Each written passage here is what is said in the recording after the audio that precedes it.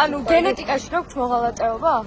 კარგად მაინტერესებს დაიმახსოვრეთ. ხო რამდენი გადაგიხადეს? არ გადაგიხადეს? თეში არ მოგაქვთ ხოლმე თუ დერიცხება თქვენ. ვის გადახდაზე ლაპარაკო თქვენ მოღალატე? ვის უხდიან? თქვენ არ გიხდიან? თუ თქვენ უფრო ქეშად იღებთ ხოლმე და არ ითვლება. მოღალატე.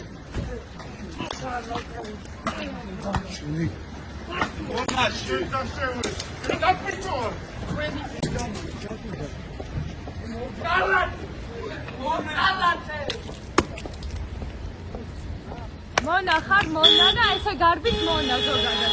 აი ეს არის მონის ხვედრი, ესე უნდა გარბავდეთ ყველგან და ყოველთვის. ხალი ხარ. ვერაზროს ვერ მიაღწევთ იმას, რომ თავისუფლად დადიოდეს თქვენაირი მონა. გასაგებია? იმედია კარგად გაიგეთ.